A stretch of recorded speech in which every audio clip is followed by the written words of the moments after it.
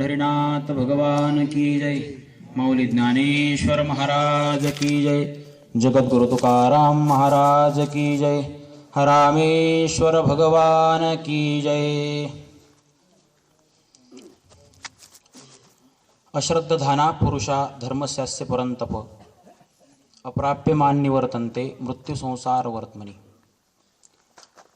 तैसा हृदयामध्ये मी रामो असता सर्व सुखाचा आरामो की भ्रांतासी कामो विषयावरी। महायोगपीठे तटे भीमरथ्यां वरं पुण्डरीकाय दातुं मुनीन्द्रैः समागत्य तिष्ठन्तमानन्दकन्दं परब्रह्मलिङ्गं भजे पाण्डुरङ्गम्। अलङ्कापुरीरम्यसिंहासनस्थं पदाम्भोजतेजस्फुरद्दिक्प्रदेशम् विधीन्द्रादिदेवैः सदा स्तूयमानं समाधिस्थमूर्ति भजे ज्ञानदेवम्। आत्मा त्वं गिरिजामतिः सहचरा प्राणा शरीरं गृहं पूजाति विविधोपभोगरचना निद्रा समाधिस्थितिः संचारपदयो प्रदक्षिणविधिस्तोत्राणि सर्वा गिरो।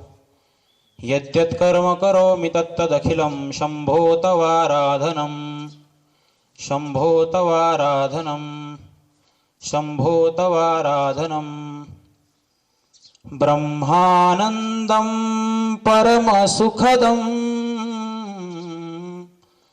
केवलं ज्ञानमूर्तिम् द्वन्द्वातीतं गगनसदृशं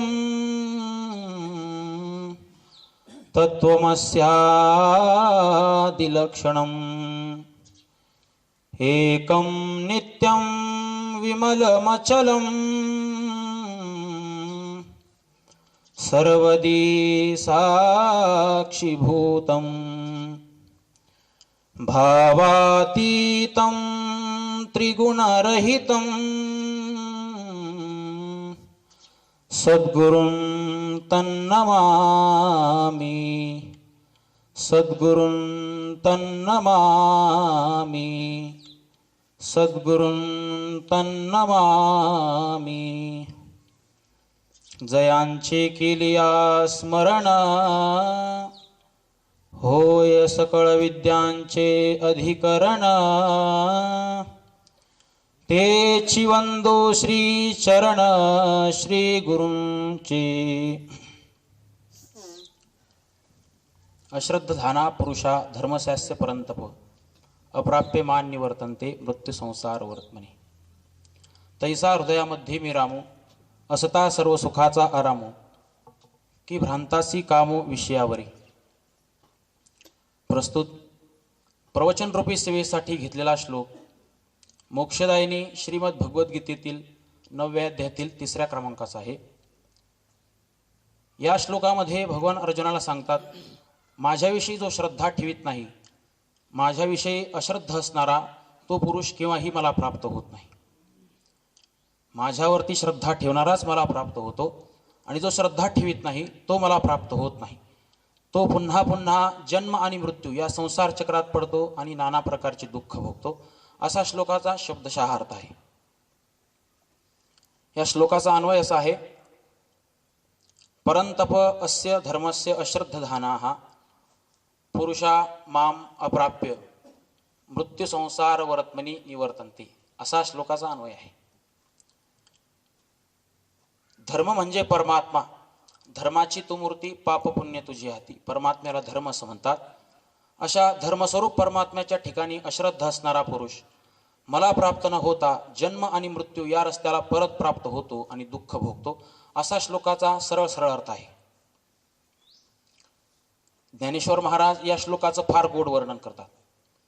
मनुष्य त्याच्याजवळ असणारा परमात्मा तो विसरतो आणि बाहेर भटकतो। मनुष्याचा स्वभाव असा आहे, प्रत्येक जण असा बाहेर पाहतो, जवळचा परमात्मा तो पाहत नाही, बाहेर पाहतो। सुख त्याच्या आत आहे, पण तो आत सुख शोधत नाही, तर तो बाहेर सुख शोधत असतो। प्रत्येकाची भूमिका अशी असते। तसं का घडतं? त्याचं कारण असं आहे, उपनिषदात असं म्हणलंय, ब्रह्मदेवाने स्वभावताच इंद्रिय अशी बहिर्मुख उत्पन्न केल्यामुळे ते बाहेर धावतात. परांचे खाणी व्यतरणच स्वयंभू तस्मात पराण पश्यति नांतरात्मन. तुम्ही काहीही केलं तरी इंद्रिय ही बाहेर धावत असतात. इंद्रियांची धाव बाहेर आहे. डोळा बाहेर पाहतो, डोळा आत पाहत नाही. कान बाहेरचा ऐकतो, आतील ऐकत नाही. सर्व इंद्रिय बाहेर धावतात. डोळ्याला वाटतं अजून काही चांगलं पाहावं, कानाला वाटतं आणखी काही चांगलं ऐकावं, नाकाला वाटतं अजून काही दुसरा सुगंध घ्यावा. म्हणजे प्रत्येक इंद्रिय ही बाहेरच धावत असतात. आणि अशी बहिर्मुख इंद्रिय असल्यानंतर ती सुखाचा शोध घेतात. चांगली गाणी काय ऐकतो मनुष्य? दुःख होण्याकरता नाही तर सुखाकरता ऐकतो. चांगलं का पाहतो? चांगला सुगंध का घेतो? मऊ जागेवरतीच का झोपतो? मग पंचज्ञानेंद्रियाच्या कक्षेत जे जे विषय येतात ते संपूर्ण विषय तो दुःखाकरता घेत नाही तर तो सुखाकरता घेत असतो. पण बाहेर विषयामध्ये सुख नाही असं संत सांगतात, असं शास्त्र सांगतं. पण जीवाचा स्वभावच असा आहे, बाहेरच त्या विषयाच्या ठिकाणी सुख शोधणं, सुखाचा शोध घेणं. वस्तुतः सुख त्याच्या आत आहे, जवळ आहे. परमात्मा हा आत आहे, पण तो बाहेर शोधत असतो. जगद्गुरु तुकाराम महाराज त्याला एक गोड उदाहरण देतात. हरणाच्या बिंबीमध्ये कस्तुरी असते. ती कस्तुरी एकदा पिकल्यानंतर तिचा खूप सुगंध येतो. एवढा सुगंध सुटतो की तो वाऱ्याने असा सर्वत्र पसरतो. त्या हरणालाही तो सुगंध येतो, पण ते हरिण तो सुगंध घेण्याकरिता रानोरान फिरतं. सुगंध त्याच्या बिंबीमध्ये असतो, पण ते बाहेर पडत असतं. ज्ञानेश्वर महाराज म्हणतात सर्व माणसांचा तसाच प्रकार आहे. आणि व्यवहारातही आपल्याला असंच पाहायला मिळतं. तुम्ही जर बारीक विचार केला तर तुमच्या जीवनातलं तुम्हाला कोण जवळचं वाटतं? तुमच्या जवळचं कोण आहे आणि तुम्हाला जवळचं कोण वाटतं? तुमची पत्नी तुमच्या जवळची आहे की तुमची आई तुमच्या जवळची आहे? याचं उत्तरही तुमच्याकडे आहे. पत्नी प्रिय असल्यामुळे पत्नी सर्वांना जवळची वाटते. मग पत्नी जवळची वाटते तर पत्नी तुमच्या आयुष्यात केव्हा येते? वयाच्या 25व्या वर्षी पत्नी तुमच्या आयुष्यात येते आणि 50 वर्षात मरून जाते. मग पत्नी लग्नाआधी तुमच्याकडे नव्हती, तुमच्या मनात नव्हती, नाव माहीत नव्हतं, संबंध नव्हता, काहीच माहीत नव्हतं. आईने लहानचं मोठं केलं, आत्तापर्यंत आई आहे, लहानपणापासून आई आहे. आई जवळची आहे, पण आई जवळची वाटते का? आई जवळची वाटत नाही तर पत्नी जवळची वाटते. हे तुम्हाला एक मी उदाहरण दिलं. तुम्हाला त्याच्या पुढची गोष्ट सांगतो. सख्खा भाऊ जरी जवळचा असला तरी तो त्याला जवळचा वाटत नाही. मग त्याला कोण जवळचं वाटतं? घरी जर पुरणपोळीचा स्वयंपाक केला तर तो शेजारच्या भावाला बोलावतो का मेवण्याला बोलावतो जेवायला? मेवण्यालाच बोलावतो. तो भावाला बोलावत नाही. वस्तुतः भाऊ त्याच्या जवळचा आहे, आई त्याच्या जवळची आहे, पण त्याला ते जवळचे वाटत नाही तर दुसरे त्याला जवळचे वाटत असतात, असा त्याचा भ्रम असतो. तसाच परमात्मा हा आत अंतकरणातच आहे, परंतु तो आत आहे असं वाटत नाही. हरणाच्या बिंबीमध्ये सुगंधी कस्तुरी असते, पण ती बाहेर धावतं. तुमचे हित करणारे तुमच्या जवळ असतात, परंतु तुम्ही बाहेर धावता. त्याला माऊली फार सुंदर उदाहरण देतात. माऊली म्हणतात, का कमलकंदा आणि दरदुरी नांदनो कैकीची घरी परी परागू सिविजे भ्रमरी एरा चिखलची उरे. का कमलकंदा आणि दरदुरी? तलावामध्ये कमळाची झाडं असतात. ती कमळाची झाडं कोणत्याही पाण्यात येत नाहीत. जे पाणी फार सडलेलं असेल त्या सडलेल्या पाण्यामध्येच ती कमळाची झाडं येतात. आळूच्या पानाचं उदाहरण सर्वांना माहीत आहे. आळूची पानं जर चांगल्या पाण्यात लावली तर ती चांगल्या पाण्यात येत नाही. मग सांड पाणी गेलेलं असलं, गाळ झालेला असला आणि त्या चिखलाचा वास उठला की मग त्या ठिकाणी ती आळूची पानं येतात. त्या कमळाचाही तसाच प्रकार आहे. त्या कमळाचा गाळ सडला की मग त्या ठिकाणी ती कमळे चांगले येतात.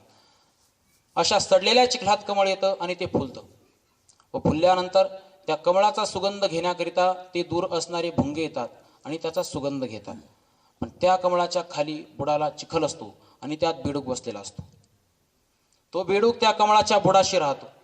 वास्तविक त्याला संगती कमळाची आहे, परंतु पंगती चिखलाची आहे. तसाच जीवात्मा आहे, त्याला संगती परमात्म्याची आहे, परंतु तो कधीही आत वळून पाहत नाही. तो बाहेरच विषयामध्ये भटकत राहतो. ज्ञानेश्वर महाराजांनी दुसरा आपल्या अनुभवातील एक उदाहरण दिले. पाहे पा दूध पवित्र आणि गोड, पासी त्वचेची या पदरा आड, परिती अभिरोनी गोचड अशुद्ध काय निगती.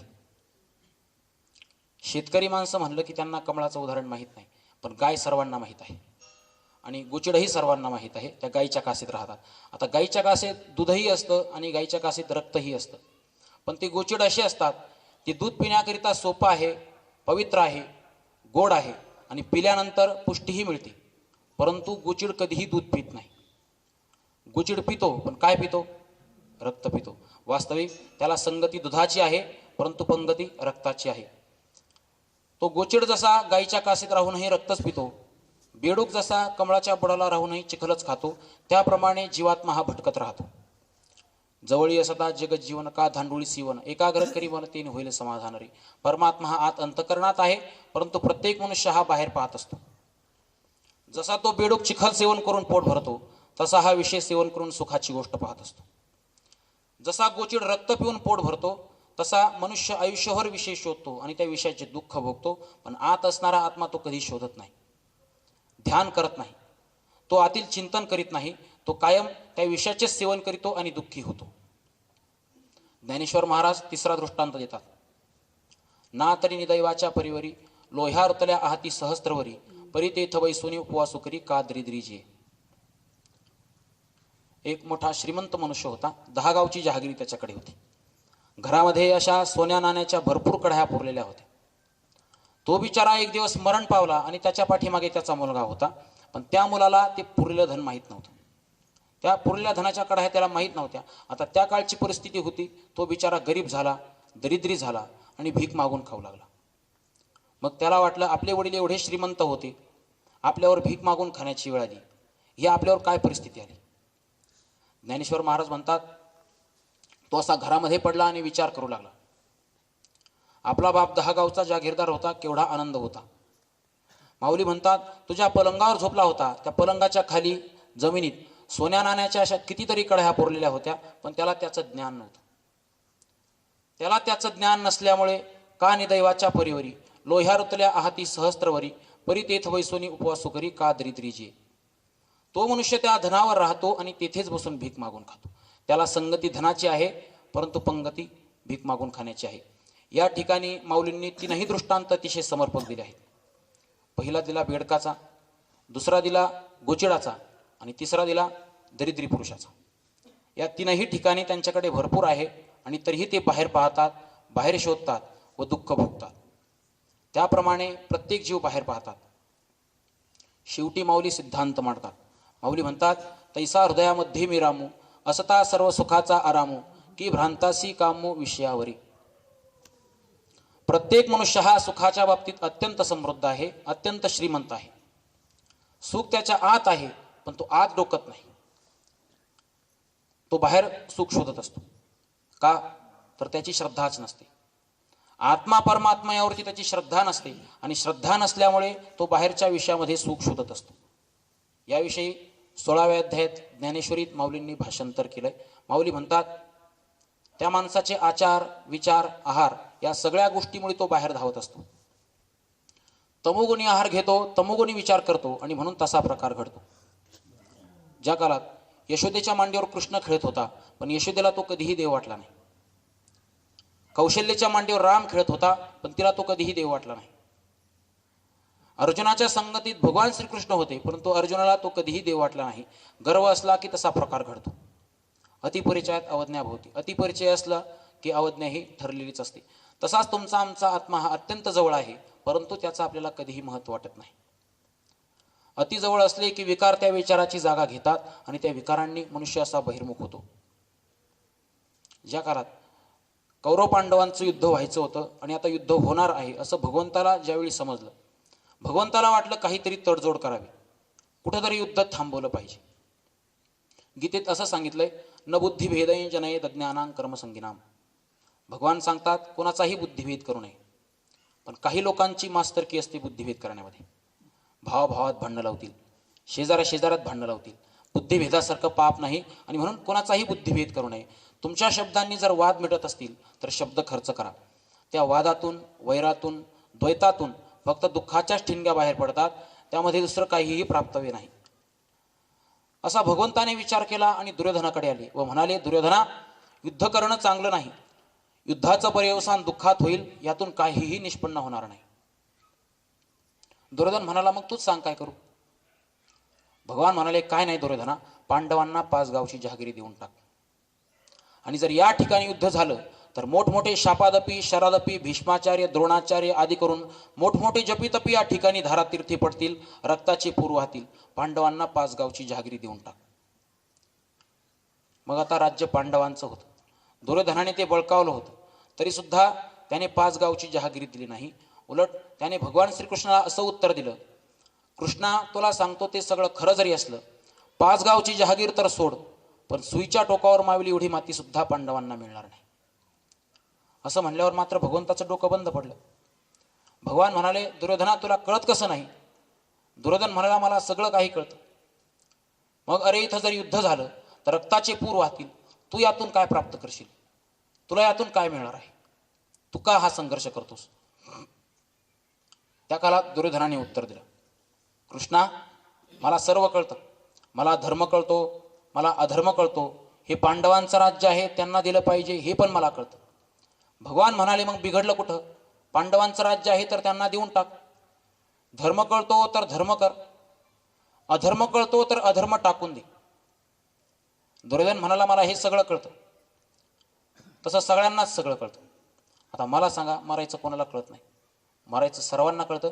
त्याच्याकरिता काय पोथी वाचावी लागते किंवा त्याच्याकरिता कीर्तन ऐकावी लागतात असं काही नाही. मरायचं सर्वांना कळतं. यमाचे टोले बसणार आहे हेही सर्वांना कळतं. नरकाला जायचं हे पण सर्वांना कळतं. कोणी अडाणी राहिलं नाही. जो अगदी म्हशी वळणारा, गुरे वळणारा असतो त्याला देखील कळतं आपल्याला एक दिवस मरायचं आहे आणि मेल्यानंतर आपल्याला जाळतील व आपल्याला काहीतरी दुःख होईल. सगळ्यांना सगळं कळतं पण वळत काहीच नाही. दुर्योधनाची तशीच गोष्ट झाली. दुर्योधन म्हणाला, कृष्णा मला सर्व कळतं, मला धर्म कळतो, मला अधर्म कळतो. भगवान म्हणाले, मग तुला झालं तरी काय? दुर्योधन म्हणाला, माझ्या अंतकरणात असा कोण बसलाय, तू मला कसं करायला लावतोय? जानामि धर्मम नचमे प्रवृत्तिर जानाम्य धर्मम नचमे निवृत्ती तेनापि देवेन हृदि स्थितेन यथा नियोक्तोस्मी तथा करोमि.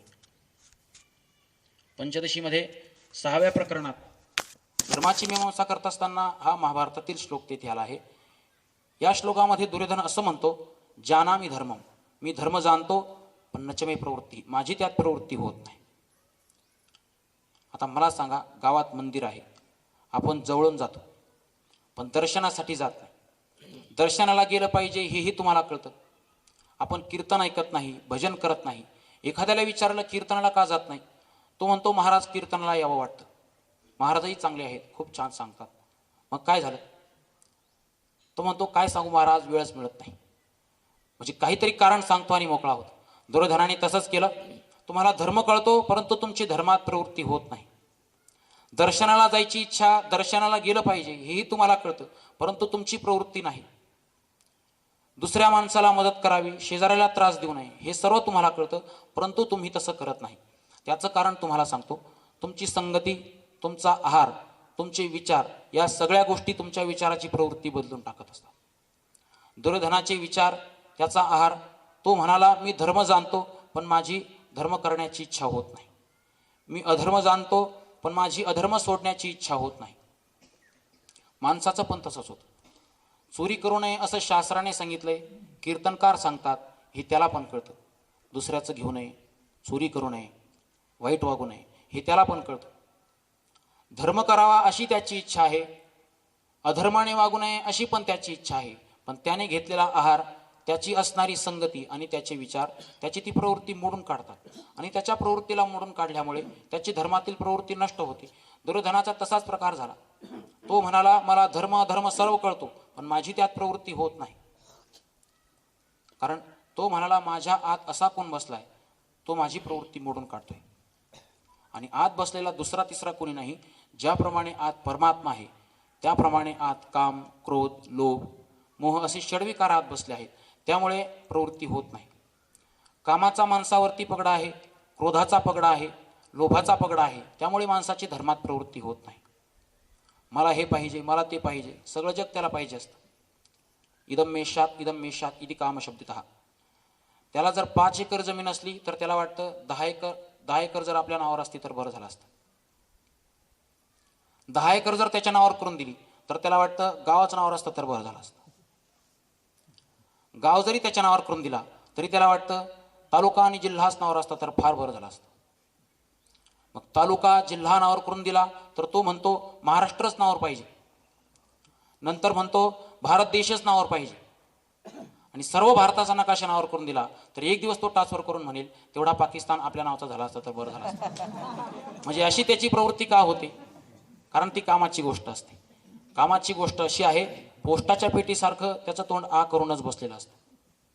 आता जुन्या म्हाताऱ्या माणसांना माहीत असेल, लहानपणी त्यांना एकच शर्ट असायचा, तोही 4 भावात एक असायचा. मग त्यात कुणाला बाहेर जायचं असेल तर त्याने तो घालायचा आणि बाहेरून आल्यावर धुवून ठेवायचा.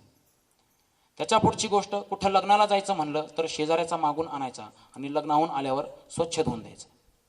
बाईला पातळ नसलं मग ती बाई शेजारील बाईकडून चोळी पातळ आणायची, नेसायची आणि काम झालं की नेऊन द्यायची. ही पहिली परिस्थिती होती. आता खरंच विचार करा तुम्ही, एका बाईला किती पातळ असतील, किती साड्या असतील. माणूस कितीही गरीब असला तरी कमीत कमी त्याच्याकडे 5 ते 6 शर्ट असतात. महाराज, काहींना 50 ड्रेस आहेत. ऑफिसचा वेगळा, लग्नाचा वेगळा, सासरवाडीचा वेगळा, झोपायचा वेगळा, हे झाले ड्रेस. जुन्या काळात कितीही धान्य पिकलं तर मोठ्या पाटील घरात खंडीभर धान्य व्हायचं. खंडीभर म्हणजे 12-15 पोते. गावात त्यांचा अतिशय रुबाब असायचा. आता कोणी खात नाही 12-15 पोतेवाल्याला. त्याच्या जागेवर आता 20, 30, 40 पोते होतात. 3 उदाहरणं मी तुम्हाला सांगितली. दुधाचं एक उदाहरण आहे. पूर्वीच्या काळामध्ये 5 लिटर जर दूध घरामध्ये असलं तर फार दूध व्हायचं. आता किती लिटर दूध असतं? 50 लिटर, 100 लिटर दूध असतं. परिस्थितीत अतिशय बदल झाला. आजकालचा कितीही लहान 8वी-10वीचा मुलगा असेल तर त्याच्याकडे आपल्याला 500च्या नोटा पाहायला मिळतात. जुन्या काळात क्वचित कोणाकडे तरी 500ची नोट असायची. एवढी प्रगती झाली, पैशाची झाली, कपड्याची झाली, घराची झाली. पहिल्यापेक्षा दुप्पट, तिप्पट, चौपट पैसे लोकांकडे आले. मला यातून एकच सांगायचं आहे, माणसाचा काम संपला का? 500चे 5000 झाले, माणूस थांबत नाही. एका पातळाचे 20 पातळ झाले, बाई थांबत नाही. याला म्हणतात काम. अरे, ज्याच्याकडे 1 एकर आहे तो दुसऱ्याची घ्यायला पाहतो आणि ज्याच्याकडे 100 एकर आहे तोही दुसऱ्याची 10 एकर पाहतो. आशेचे बांधले तुका म्हणे वाया गेले. आशे पायी माणसं आपलं आयुष्य घालवतात. 100 पोते पिकवणाराही रोज पसाभरच खातो आणि 100 पायल्या पिकवणाराही पसाभरच खातो. जीवनाचा अर्थ बदलत नाही. त्यांनी रोज 5000 कमवले, 5 लाख कमवले तरी जीवनाचा अर्थ तोच राहतो आणि 100 कमवले तरी जीवनाचा अर्थ तोच राहतो. तो 6 फुटावरती झोपतो आणि 2 भाकरी खातो. यापेक्षा जीवनाचा अर्थ वेगळा नाही. मला हे पाहिजे, मला ते पाहिजे असा तो काम त्या विचाराची जागा घेतो आणि त्यामुळे आत्म्यावरती, परमात्म्यावरती त्याची श्रद्धा राहत नाही. तिथे तो अश्रद्ध बनतो. म्हणून जानामि धर्मम नचमे प्रवृत्तीर जानाम्य धर्मम नचमे निवृत्ती केनापि देवेन हृदय स्थितेन. माझ्या हृदयात असा कोण बसलाय त्याने ती जागा घेतल्यामुळे माझी प्रवृत्ती होत नाही. महाराज, लोभ असा आहे तो माणसाला स्वस्थ बसू देत नाही. एखाद्या माणसाकडे जर पैसे आले तर तो रात्रभर विचार करतो, या पैशाचं काय करायचं. म्हणजे तो पैसा माणसाला कामाला लावतो. आणि सर्वात महत्त्वाची गोष्ट, पापाचा जन्म जर कुठून होत असेल तर तो लोभातून आणि कामातून होत असतो. आणि माणूस नेमका देवाधर्माच्या पाठीमागे लागत नाही तर तो कामाच्या आणि लोभाच्या पाठीमागे लागतो. काम, क्रोध, लोभ माणसाच्या अंतःकरणात असल्यामुळे त्याची धर्माच्या ठिकाणी प्रवृत्ती होत नाही आणि अधर्मातून त्याची निवृत्ती होत नाही. याकरिता ते टाकले पाहिजे. हे काम, क्रोध, लोभ का वाढतात? तमोगुणी आहार घेतो, तमोगुणी संगती, तमोगुणी विचार, त्यापासून माणसाची प्रवृत्ती बदलते. संगती चांगली असेल तर त्याचे विचार बदलतात. म्हणून पहिली गोष्ट, माणसाला जर बदलायचं असेल तर त्याच्या जीवनात त्याने संगती बदलली पाहिजे. त्याने त्याचा आहार बदलला पाहिजे. विचार बदलण्याकरिता संतांचे ग्रंथ वाचले पाहिजे. आहार बदलण्याकरिता शास्त्राने सांगितलेलाच आहार घेतला पाहिजे. आहार शुद्धो सत्वशुद्धी. आहारावर तुमची बुद्धी अवलंबून असते. म्हणून आहार सात्विक घ्यावा, विचार बदलावे.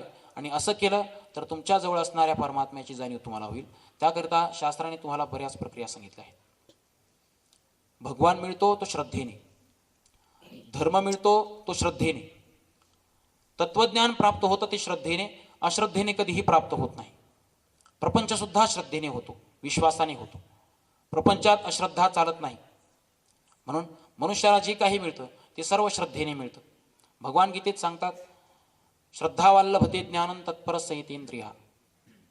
साधू संतावर श्रद्धा पाहिजे, वेदशास्त्रावर श्रद्धा पाहिजे. ती श्रद्धा त्याला फल देते. पण बहुतेक माणसांचा पत्नीवरती जेवढा विश्वास असतो तेवढा संतांवरती आणि वेदशास्त्रावरती नसतो. असा सगळ्यांचा अनुभव आहे. आणि त्यामुळे त्याला फळही तसंच मिळतं.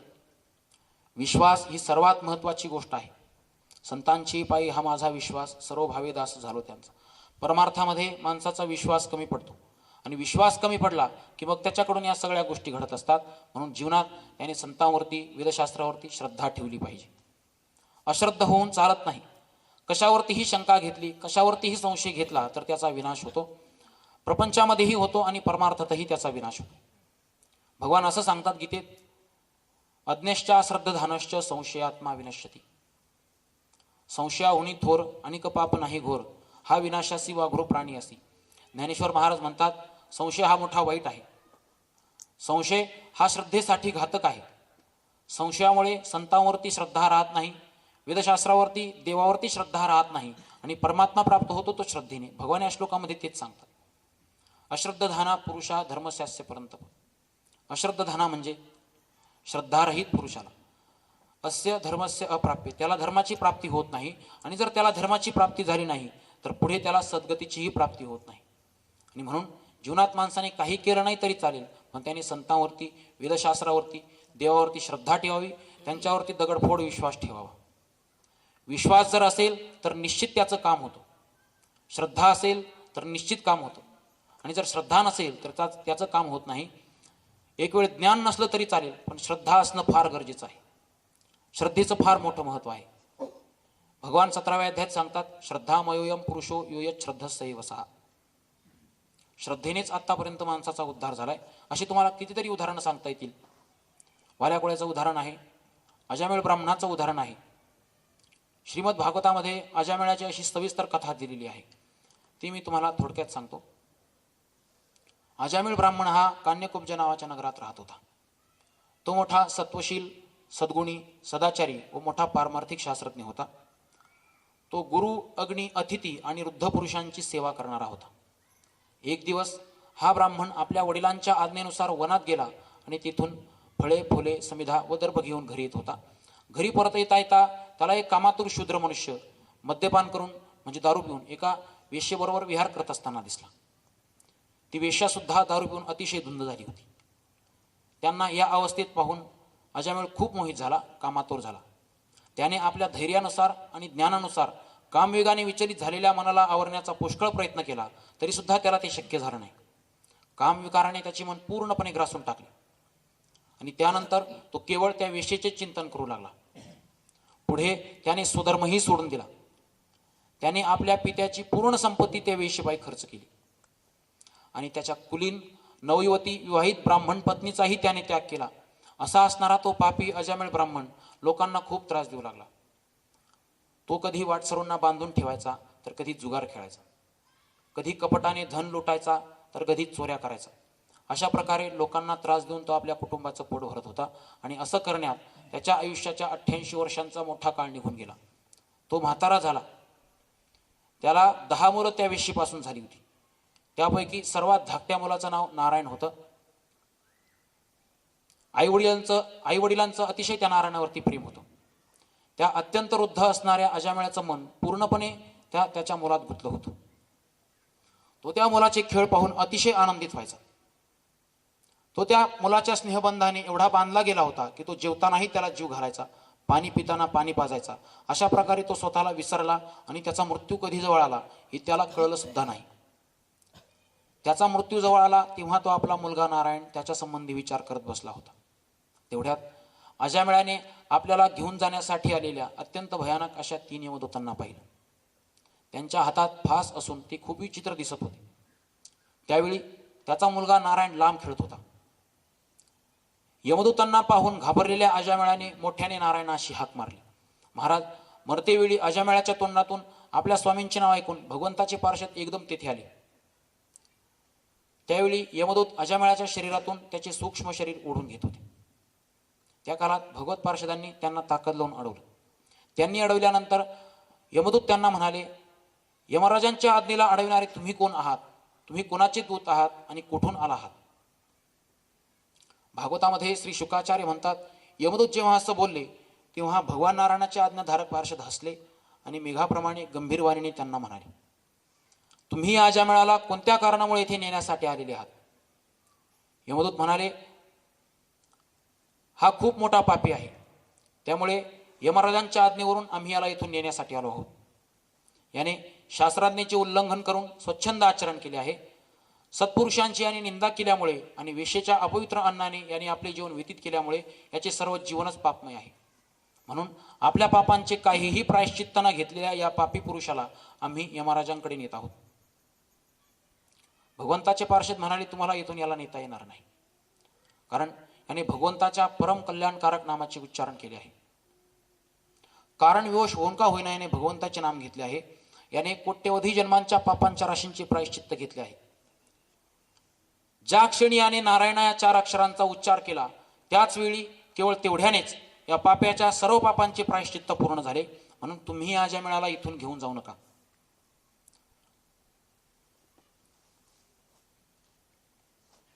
हो,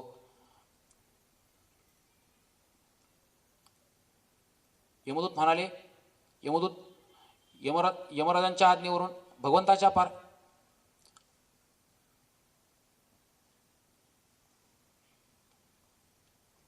यमदूत निघून गेले आणि यमराजांना त्यांनी सर्व वृत्तांत जशाच्या तसा सांगितला. म्हणजे तो पापी अजामिळ एवढा पापी होता तरी देखील त्याचा उद्धार झाला. का? तर भगवंताचं नाम घेतल्यामुळे. त्याने ते नाम श्रद्धेनं घेतलं नव्हतं, त्याने त्याच्या मुलाला हाक मारली होती, तरीही त्याचा उद्धार झाला. मग आपण जर श्रद्धायुक्त अंतकरणाने भगवंताचं नामस्मरण केलं तर आपला का उद्धार होणार नाही? तर निश्चित आपला उद्धार होईल. वाल्याकोळ्याचाही उद्धार झाला. अशी तुम्हाला संतांचे अनेक उदाहरणं सांगता येतील. श्रद्धेचं फार मोठं महत्त्व आहे आणि म्हणून जीवनामध्ये माणसाने श्रद्धा म्हणजे विश्वास कमवला पाहिजे. त्याकरिता श्रवण करणं गरजेचं आहे, सत्शास्त्राचं वाचन करणं गरजेचं आहे, सत्संगती करणं गरजेचं आहे. त्यामुळेच या गोष्टी प्राप्त होत असतात. असो, अश्रद्धाना पुरुषा धर्मशास्त्रे परंतप अप्राप्यमान निवर्तन्ते मृत्यू संसार वर्तमनी. ज्याने श्रद्धा ठेवली नाही, ज्याला परमात्मा प्राप्त झाला नाही, तो काय करतो? भगवान सांगतात मृत्यू संसार वर्तमनी. वर्तमनी म्हणजे मार्ग. तो जन्म आणि मृत्यू या मार्गाने पुन्हा जातो, पुन्हा जन्म घेतो, पुन्हा मरतो, पुन्हा जन्म घेतो, पुन्हा मरतो. किती जन्म झाला फेरा, गणित नाही जिता तारा. मनुष्याला अनेक वेळा जन्म घ्यावा लागतो, अनेक वेळा जन्म घेतो, अनेक वेळा दुःख भोगतो. आणि म्हणून जन्ममृत्यूच्या दुःखातून जर पार व्हायचं असेल तर त्याकरिता नरदेह दिला आहे. या नरशरीरातून आपल्याला सगळ्या ठिकाणी जाता येतं. नरकाला जायचं असेल तर इथूनच जाता येतं, स्वर्गाला जायचं असेल तर इथूनच जाता येतं, उद्धार करून घ्यायचा असेल तर इथूनच होतो, आणि संतांची भेट व्हायची असेल तर इथूनच होते. नरशरीर हे सगळ्या ठिकाणी जायचं साधन आहे. ज्ञानेश्वर महाराज म्हणतात, तैसे येण्याची शरीरे शरीरा येणे सरे किंबहुना इर झारी चिरापडे. असं हे मानवी शरीर अत्यंत महत्त्वाचं आहे. या मानवी शरीरातून सर्व काही प्राप्त करता येतं. म्हणून भगवान सांगतात, अर्जुना, तू जर या शरीरामध्ये असताना भगवंतावरती श्रद्धा ठेवली तर तुला भगवत प्राप्ती होईल. ज्ञानेश्वर महाराज म्हणतात, तैसा हृदयामध्ये मिराम. परमात्मा हृदयस्थ आहे आणि हृदयस्थ असणारा परमात्मा सर्व गुण संपन्न आहे, सर्व सुख संपन्न आहे. थोडक्यात आपण त्याला सत चित आनंद असं म्हणतो. परमात्मा सुखरूप असल्यामुळे विषयामध्ये सुख नाही, आत्मा आणि परमात्माच सुखरूप आहे असं संत सांगतात, असं शास्त्र सांगतं. इथे वेदांत डिंडिमा. तैसा हृदयामध्ये मिरामू असता सर्व सुखाचा आरामू की भ्रांतासी कामो विषयावरी.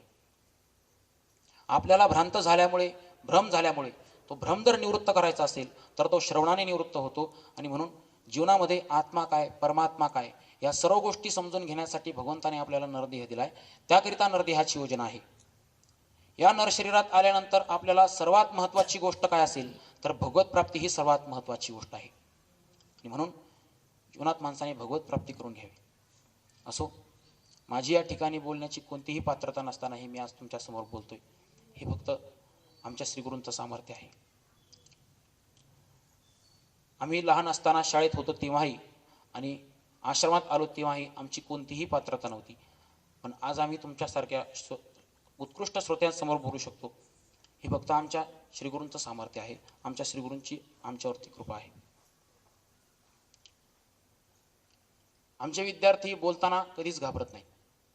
कीर्तनात बोलताना, प्रवचनात बोलताना कधी घाबरत नाही. महाराजांविषयी का घाबरत नाहीत?